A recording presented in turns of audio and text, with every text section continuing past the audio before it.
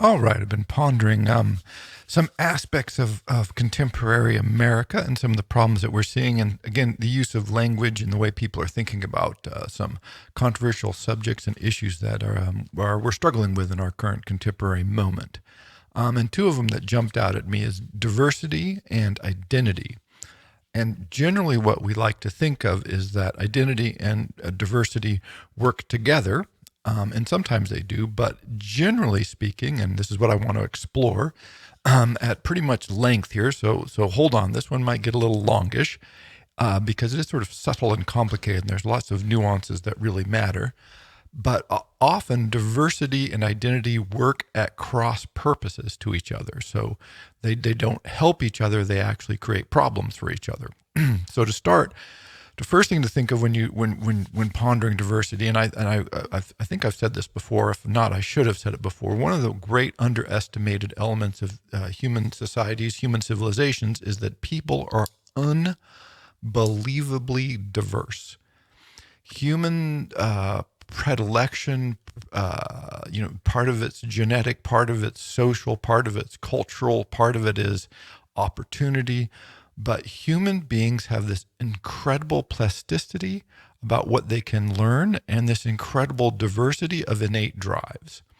And when you have this sort of massive diversity, the human expression can be just extraordinary. So just think of, the example I like that makes it physical is if you ever watch the Parade of Nations during the Olympics, you see all these athletes and they have these incredible diversity of sizes and skill sets and physical capacities because they're all doing different kinds of sports. And in part, they're attracted to the sports because perhaps their particular physique lends themselves to that sport, but also they've chosen those sports, and perhaps they don't have the ideal physique or whatever, but they've mastered the arts well enough at least to be in the Olympics, which is pretty damn well.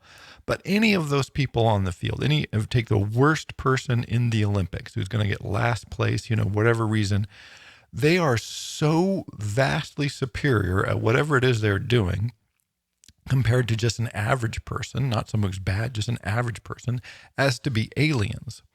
But this is true of just about everybody. The extraordinary capacity differentiation between individuals in human society is just spectacular. And then the more diverse your society is, the more I would say advanced is the opportunities for people to express that is then reinforced because humans are also remarkably plastic. We can take our capacities, we can practice them, and we can gain skills. We can read a lot and gain knowledge. We can run a lot and be able to run farther and faster. We can practice a musical instrument and become phenomenally just otherworldly good at it, or even just moderately good at it. Even if you're even just at all good at a musical instrument, you're better than 90% of the other people because they don't play it, right? I mean, so just the extraordinary variety. And then you think of all of the special skills that people have. Some people are very good at memorizing, whatever it is, they can memorize it. Other people, I have a terrible memory, but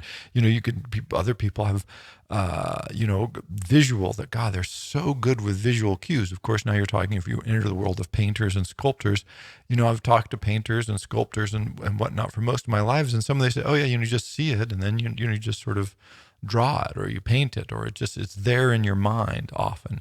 And I'm like, I can't remember what my car looks like in the parking lot at the supermarket. And they can look at a tree in the Olympic Mountains and then a month later go, I remember that tree, and start sketching it. And by God, it'll be that tree, right? So I'm sort of lack of words to express the incredible diversity that human beings have the capacity to produce. And then, of course, you have some people who are like, oh, I'm really ambitious. I'm really driven. I really want to achieve things. And other people are like, I'm really not. I'm really happy. I'm laid back. I'm doing whatever it is that I do, and I'm really content. And other people, they want to do something new and different all the time. Some people are like, no, I'm really happy just if I can do something consistent, the pattern that makes it comforting for me. And so they want to pursue pattern and consistency and familiarity, and that brings them joy. So, hey, good on them. Or other people like, no, novelty junkies, right? Like, oh, I want something new and challenging and different.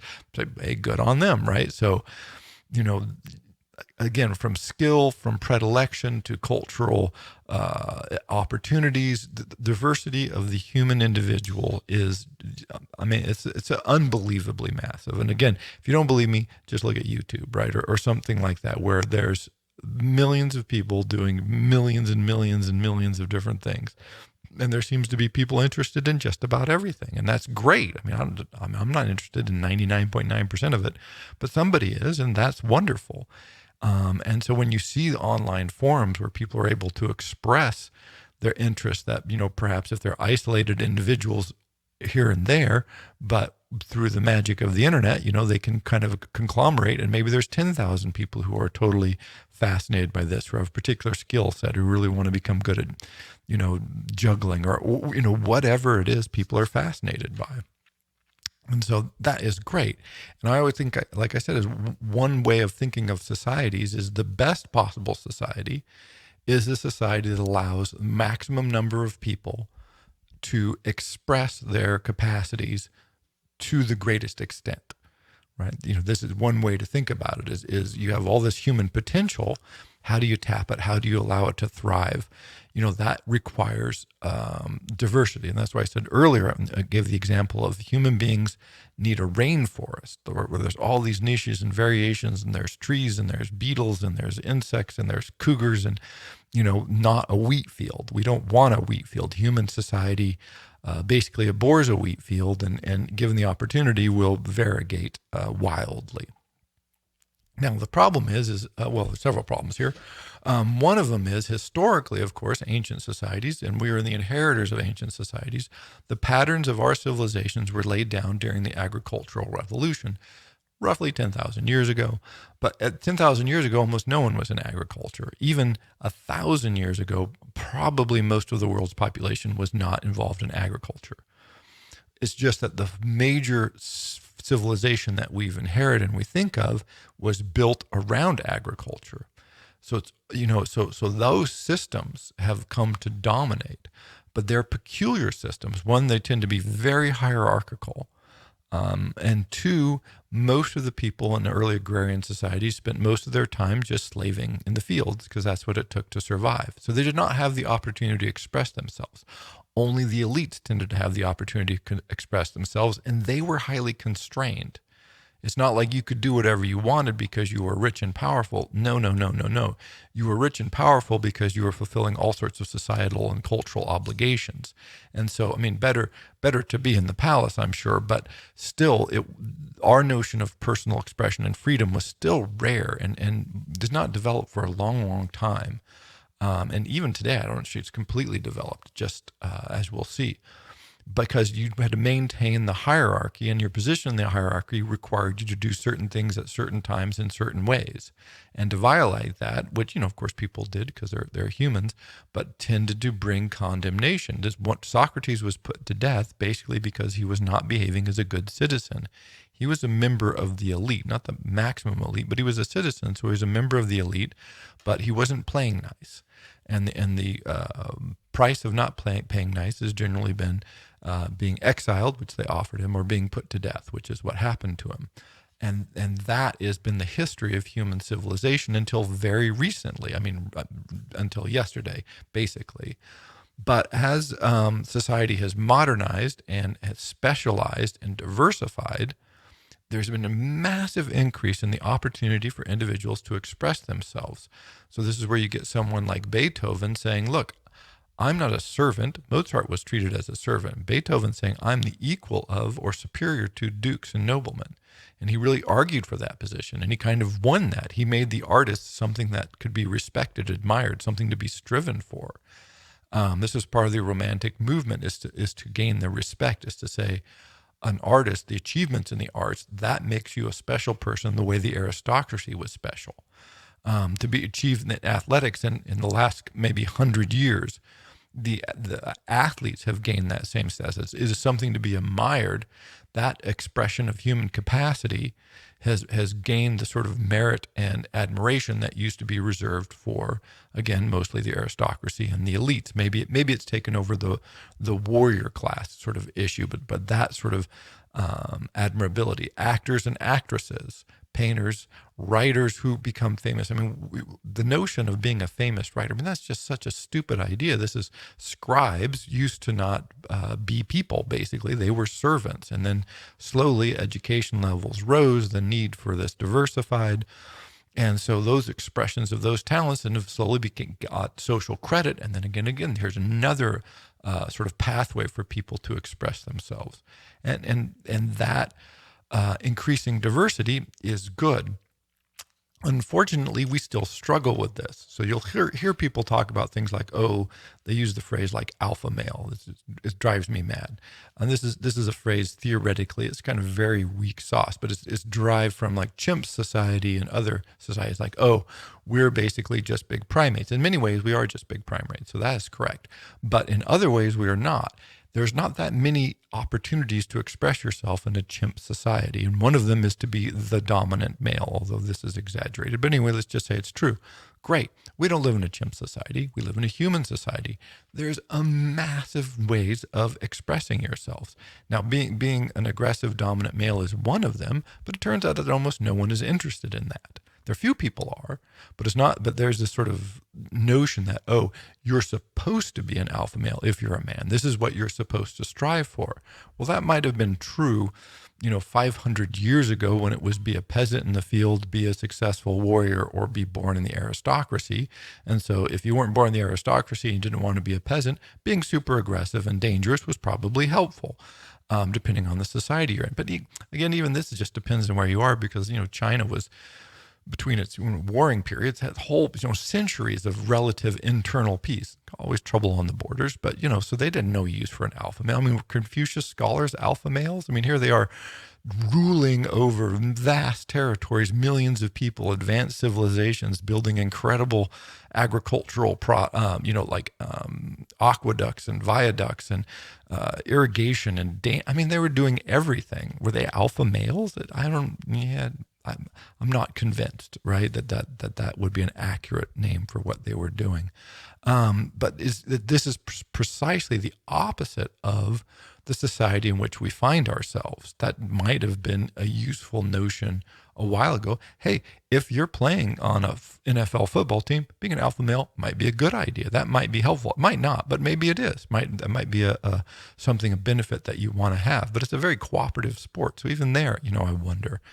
But anyway, this is the kind of nonsense that's a holdover from the notion that we live in these very primitive, very hierarchical, very limited societies, but we don't. And one of the things we struggle with is then how do we rethink about that? We're in a new world, but many of our own thought patterns and our societal structures are borrowed from, not surprisingly, the thousands of years of tradition that have preceded this. And this leads to the problem of identity. The more diversity you have, the harder it is for someone to create an identity. If you have no choice, then you don't worry about identity. If you have only limited choices, then, okay, well, I'm one of those people, I'm one of those people, I'm one of those people, right? If you have massive choices, how do you decide who you are? This is a really profound problem. And it comes in all kinds of different forms. Now, identity politics is often talked about in terms of race, which is part of it, particularly in a culture like our own. But it's important to remember that part of that is in a society that identifies race so strongly, you do not have a choice. You are identified as being an African American or as being an Asian American or whatever it is. So those identities are put upon you. And so that's one kind of struggle, is to say, these ideas are being put on me. But notice, this is the strange thing. That's why it's racist, is because people are being perceived as being a certain way, regardless of their ideas, behaviors, capacities, beliefs, the merits of their individuality. And so there's a core struggle there. But we like to do this as a society, not just because it's racist, but because we're desperate to know who people are and what their identities are. And race just happens to be a handy and toxic way to go about doing that. But we still want to have identities for ourselves, and we want to be able to identify other people. It's a very normal sort of goal. So when we have these systems that are hierarchical and institutions that are built hierarchically, of which we have a vast number, of course, you can think, corporations, universities, hospitals, any big, even the notion of nationalism tends to have these very hierarchical ideas. But pick any large institution, even small institution for that matter, but any large institution, and what happens is the key to building an identity from an institution is saying, oh, I work at Boeing, I'm a Boeing person, or I'm at the university, I'm a university person, or any sort of group association, particularly institutional group association, tends to require as its primary rule of membership is you believe in the institution. It is you have identified yourself with the larger group.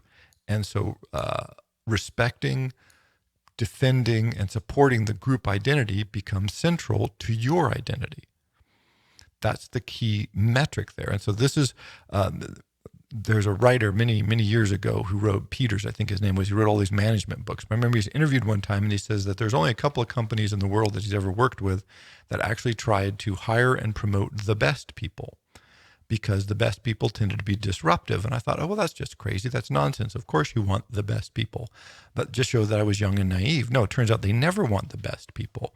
What they want is a really good person, or at least a serviceable person who believes first and foremost in the institution, because the institution, any institution's primary directive is to keep the institution going. That's what it wants to achieve. The mission of an institution is to maintain the institution. And so the selection criteria for membership of an institution is belief in that institution. The sort of extreme version of this is for fraternities and sororities. And people go, oh, they're always trying to crack down on hazing. Well, the hazing is not incidental. The hazing is functional. If you are a person who are willing to go through this sort of abuse, then you've done a couple of things. One, you've proven that you're willing to invest in the institution. Two, you are providing a benefit and service to the people who have already done that. So they go, okay, I get to abuse you. This is fun. Order you around. This secures my place in the hierarchy if I'm above you. And then you know that next year and the following year, you'll move up in the hierarchy. And then, the abuse rolls downhill and it's all great and good. But because you've gone through the hazing, then your investment in the system is like, look, I paid the price to be here. So I don't want anybody else around here who hasn't paid the price. And I want the other people around here to be invested in recognizing that I've paid the price, that I am better than them. I'm a few years up, or however they want to measure these things. And so it's a self-fulfilling prophecy. Once you enter the system, your investment is to keep the system going, because that's how you derive benefits from it. And so fraternities and sororities behave this way.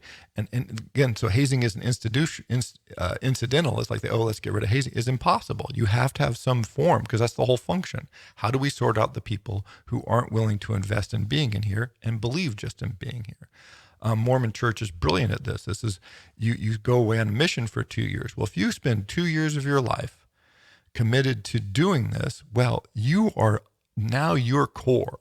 You're like, the rest of your life, you're like, I paid the price. I made my investment. Now I want to get the returns on it. I want to derive the benefits of having done this very difficult task that may have been unpleasant. They may have not wanted to do it, but they did it. And so now they're like, look, I don't want to disrupt the hierarchy, because I now get the benefits of the work I put in by maintaining the hierarchy. And so what does this have to do with diversity? Well, the problem is any kind of diversity is a threat there. So excluding people is what hierarchies and institutions are all about. You're not a member of my club. So when you think about something like the Me Too movement, now it's okay to have women in position of power, as long as you get to haze them, as long as you get to force them to go through these trials and tribulations and abuse them at work, generally sexually. And because women, of course, were much lower status and excluded from the workforce, it's very difficult for them to enter these hierarchies, but it's starting to happen more. But that is a totally different issue, to say, oh, we want some women in the system who will represent the system. That's great. They're probably paying a higher price. They probably had to do a lot more and maybe even suffer more to get there. But hey, they're not a threat to the institution. What's a threat to the institution is something like the Me Too movement that says, hey, look, you have to stop all this abuse. You have to stop all this hazing. You have to stop all of this selective criteria that's based on how much people will put up with in order to gain the benefits that the institution offers. Well, that's an existential threat. Next thing you'll be doing is trying to hire people based on merit. And now everything's gone mad. That's madness, right? Hiring people on merit, well, that's just crazy. No one generally wants that to happen because, you don't know how invested that person is in the institution. But these sorts of things are happening now, right? People go, well, who should get the job? The person who served the longest or the person who is most skilled? Does diversity itself have a value in an institution? If so, well, we want people from the outside to come in, people who aren't like everybody else here. Ooh, but the whole point of the institution is to make sure everybody is like everybody else.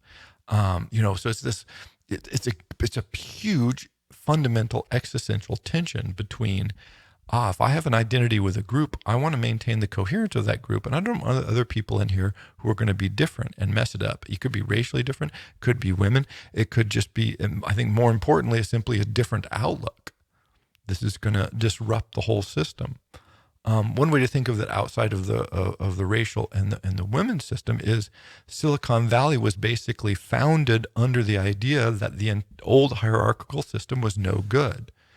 The engineers and the intellectual sort of capital of producing innovation, I guess technological innovation, used to be sort of yoked to corporate structures. And those corporate structures are like, look, engineers work in an office over there. They produce things. We pay them an hourly or a yearly salary. And, if you're good, you can get promoted and get a wage increase or whatever. But you are like Mozart. You're a servant. You just work here. All of the money, all the benefits, all the respect will accrue to the executives who went to business school or however you became an executive at one of these companies, because we're the right sort of people. Engineers are not the right sort of people. Basically, eventually, the people, particularly the founders of Intel and others, said, you know what? Forget this. We think this is a stupid system. We're producing the goods. Well, we think we can, do the other parts. And we want to reap the benefits and the rewards of the technological innovations that we think we're coming up with. And so, sort of ipso facto, wave your wand, Silicon Valley has, it's a crazy, everyone talks about it, it's crazy structure and money everywhere. And it's been incredibly disruptive. It's been incredibly disruptive because it said, no, we're not going to play the hierarchical game the way it used to be played.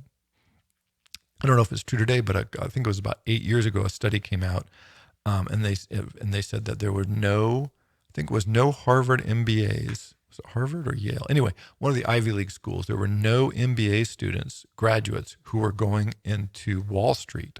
They were all going to the West Coast, to Silicon Valley or other tech companies. So, what a total transition to go, hey, we want to be the kind of people who are over here. And then they said, oh, wait, all the juice is over there. And so now it transferred. And of course, now the Silicon Valley developed their own social structures and elite structures and hierarchies and all that. But what happened, that's incredibly disruptive to an entire industry. And so when you change the way identities can be built and you rename, so the work hasn't changed, they're still doing the same thing. They're, developing chips or designing computers or programming. But the way they're identified, the way they've labeled themselves has been transformed. And that incredible amount of power comes with that.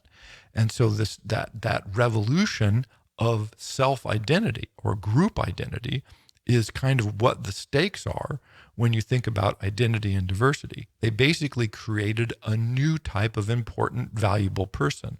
Not an artist, not a CEO, not an investor, not a warrior, not an aristocrat or a president or a politician.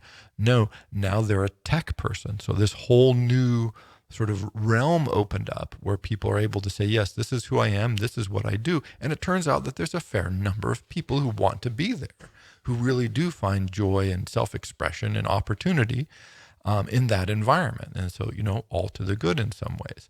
But again, Now what happened is it turns out that tended to be heavily male.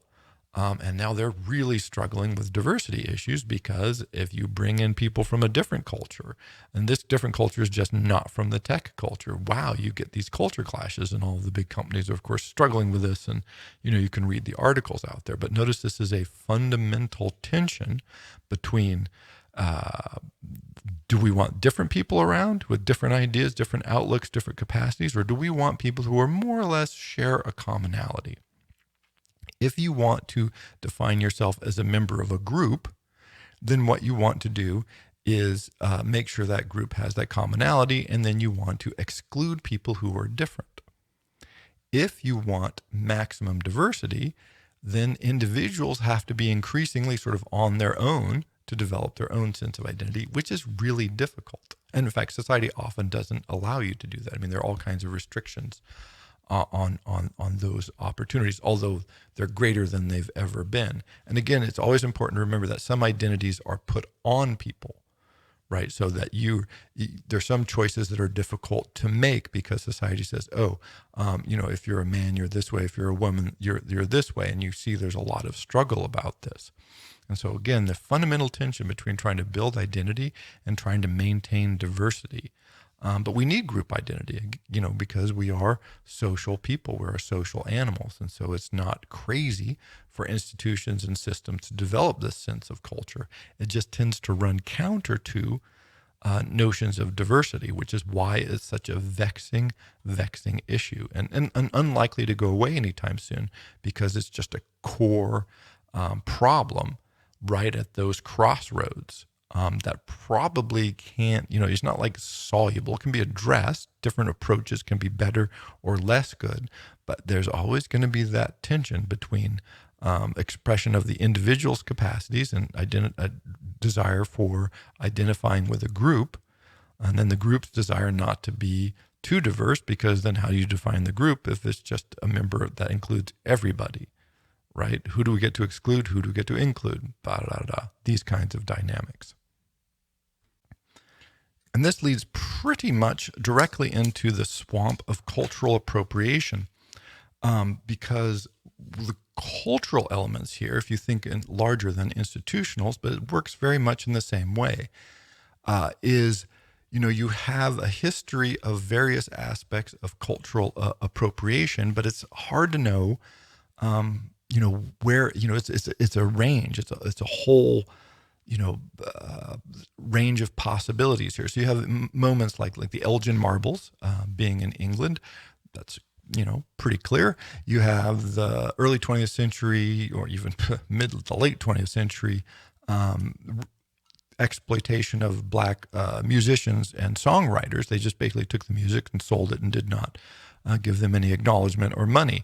And so, you sort of have cultural theft. So good, that's clear, right? That one's at least easy to identify and go, yeah, we oughtn't to do that. Although as far as I can tell, that's what the music industry is built on, isn't it? I mean, it's just sort of to exploit as much as possible every artist, take their stuff and not compensate them for this. This is how Prince became the artist as a symbol, right? Prince, the artist formerly known as Prince, made himself a symbol to escape sort of exploitative record contracts. So, that kind of, a desire to exploit seems to be built into some industries like the record industry or music industry. But, those are much clearer, but it gets fuzzy. I mean, it is the, you get the question of, who has the power, who doesn't have the power. But at its core, it's the diversity again versus identity. If certain people have to be certain ways to be part of a culture, this is very limiting to them. If society or groups in society tell them they must be that certain way, well, of course, this is the opposite of diversity. Conversely, if people say, oh, this is ours and you can't share it or be inspired by it or use it, well, see, now that is the reverse of that. That is simply limits the ability of other people to express their capacities. And so there's all kinds of examples on every level here, but one to think about is like Seiji Ozawa, the great conductor, 20th century classical music conductor. And, should a Japanese person be allowed to conduct Western classical music?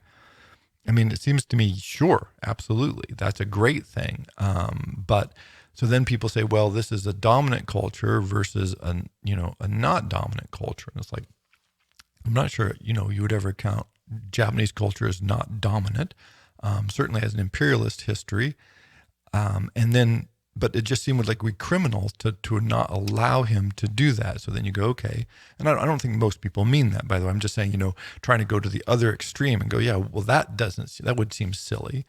But if a 15-year-old girl in Ohio today becomes inspired by Japanese classical music, should she be able to go to Japan and study, or study here and compose and perform and be conduct in that traditional music genre? It would seem to me criminal not to allow her to express her capacities and interests in that way. And then you get into these other vexatious areas. If someone listens, I was talking to somebody about this a couple of weeks ago, and they said, if someone listens to, say, Bob Marley, and they get inspired by reggae music, where do you draw, where does the line get drawn at when is inspiration? Hey, I want to become a reggae artist. I love the music. And I'm inspired by it. And so you have an artist like Alba Rosi who did just that. I think he was Italian, but he heard reggae music and thought, this is the greatest thing. This is what I want to do with my life. And he goes to Jamaica and starts doing that. And people have accused him of, this cultural exploitation, all this. Or is it just that he was really loved and inspired by Jamaican music? Apparently there was even controversy about whether Bob Marley should wear dreadlocks because he was not the right kind of Rastafarian. So then you get all of these notions within these groups, right? And so trying to figure out where the lines are drawn, right? Being sensitive to say, oh, this culture, I guess it's the fundamental question is, can cultural things only belong to certain people? One of the problems about this is cultures that aren't shared, that aren't dynamic, die. That's basically the rule. And so the primary modus of keeping a culture alive is for it to be shared. And in fact, one of the big things that dominant cultures have done historically is try to stomp out other cultures, right? And so the way you do that is you do not allow them to express their culture capacities or, music, clothes, religion, writing, whatever it is. You just either ignore it or you underfund it or you make it illegal. And just you do everything you can to press it down. So the reverse of that is to share, to experience, to support, to give resources. Mostly it's human capital. If you want your music to be alive, you need people to listen to it and people to play it. And so, if this Italian guy, again, I think Alba Rosi was Italian, if this Italian guy goes to Jamaica and is inspired to do this, and then goes to Italy and inspires other Italians, he's helping keep that tradition alive. He's not threatening it. If only a small group of people are allowed to participate and nobody else is, then you're going to get a cultural form that's very much more likely to die and go extinct.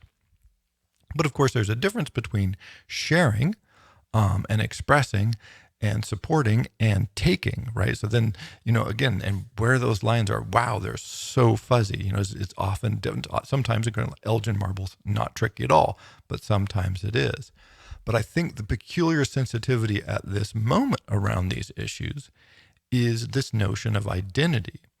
Because a lot of people want to say, well, who am I? Well, these cultural things are mine. And if nobody else can have access to them, then I know who I am, right? It's an attempt to identify what's yours and make it valuable by making it scarce and making it's mine. And then if only I can wear these shoes, then I'll know who I am. By the way, this has a long history.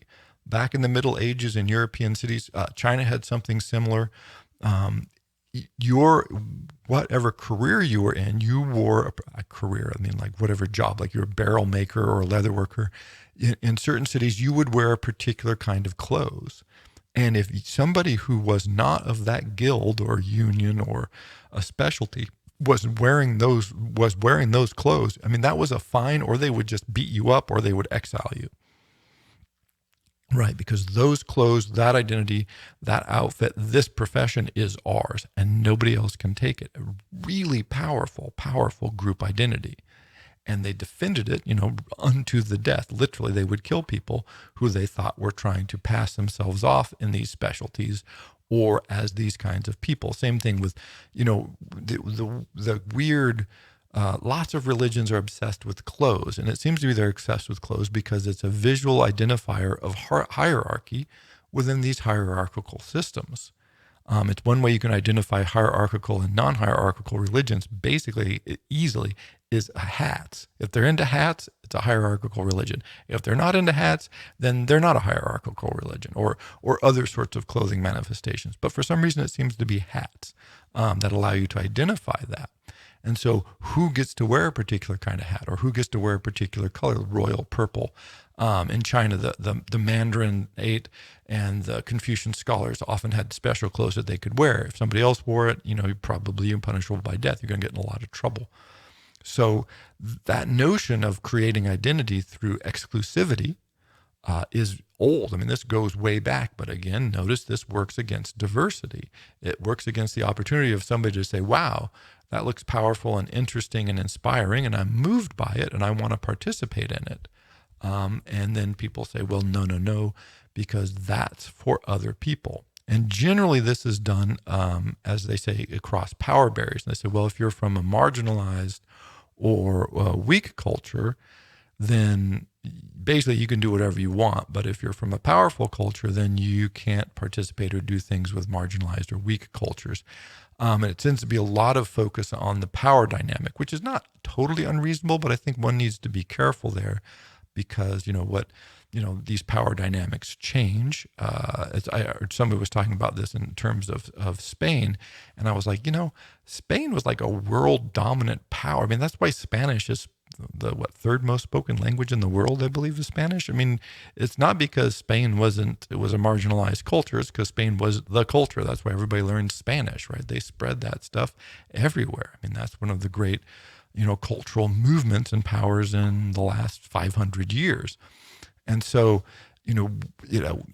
how you define all that. Again, sometimes it's very clear. If you take, American tribal societies and say you can't speak your language, which is historically true, well, that's not, I guess that's cultural appropriation. That's really just cultural killing. That's trying to kill their culture.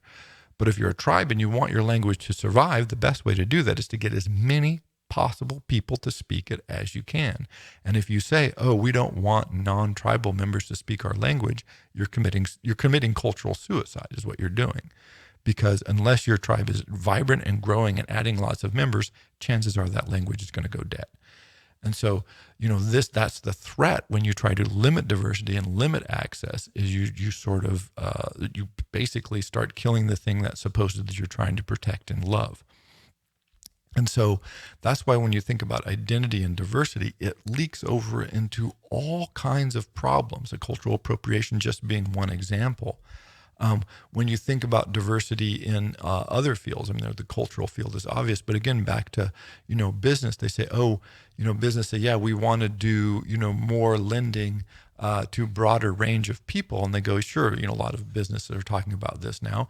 However, they want you to have the same paperwork, right? They want you to have the same kind of background. They want you to have the same kind of assets as the people they're used to lending to, which is, of course, exactly the opposite of lending to a diverse amount of people, right? I mean, it is, roughly speaking, the opposite. If you really wanted to create, diverse business investment program, invest in people who have absolutely no business capital. Give them a couple of $1 million and see what happens, right? Invest in the people, not in the people who have the capital. But when you have a capital-based investment system, well, once you, of course, a group of people have the capital, well, they get the capital investment because you go, oh, you have to put up so much capital to get the loan. The joke is, of course, the bank will not give you a loan if you need the loan, but if you don't need a loan, they will happily loan you money. Now, this is, it's a joke, but it does have a certain element of truth to it because who wants to take these risks on people who are doing different things in different ways and when they're different kinds of people, however that is. And so, diversity, it is a huge problem. But I think, again, back to identity issues, I actually look at all this and I think it's quite hopeful and I'm really optimistic. I actually find the whole debate inspirational. And it is a debate, by the way. I don't think this is something that can be concluded because The reason I think so much of this is being argued about is coming to the fore now, besides all the cultural tensions and insecurities that we're feeling, is that there is more opportunity for people to express themselves than there ever has been. There are more modes for people to have their innate capacities and their learned skills and their desires and drives expressed in a freer, more open society. And that is what is creating the tension. And so people are like, oh, now I really feel the threat to my identity. Now I really have to think about my identity. Oh, now I really do need to embrace diversity and look at myself and say, how is diversity fitting into my life? Where have I pressed down even perhaps my own capacities because it didn't fit in so well with the culture that I had understood that I was inhabiting? And all those questions are pushed to the fore quite dramatically by freedom. So while it's uncomfortable and maybe filled with tension and causes a lot of thinking and reflection and angst to try and think through these issues and live through them, not just think through them, we're living through them, I fundamentally believe that the core of this is people are worried about identity when they don't have identity. People are worried about diversity when diversity is actually possible. You don't worry about diversity when it's not available. You worry about it when it is available. You don't worry about identity when you have identity. You worry about identity when you don't have identity. And so I think that the press, the growth, the opportunities for diversity are really what's fundamentally driving a lot of this. And it is a bit crazy making, and it does create lots of cultural and social tension. But if you understand it as growing out of the increasingly dynamic and increasingly diverse world in which we live, where think about it, you can live in, pre-pandemic, and I'm assuming someday there'll be post-pandemic, you can live in, virtually anywhere in the world. You can learn any languages. You have access to cultures from all over the place. You have, just amazing opportunities that 100 years ago, even the best educated, wealthiest people from the wealthiest countries pretty much did not have. They just almost did not exist. It's just crazy to think about. The historical example that always springs to mind is Alexander Humboldt, who traveled a lot of the world, but there were places he could not get to because even though he was as wealthy as anybody, well, he blew it all doing this. So most of his life, he was super wealthy, incredibly well connected, knew all the right people, had all the education, had everything. Well, they just wouldn't let him in certain countries. They just weren't allowed. You just can't come in. We don't know why you're here. We don't want you here. So he snuck into some of them.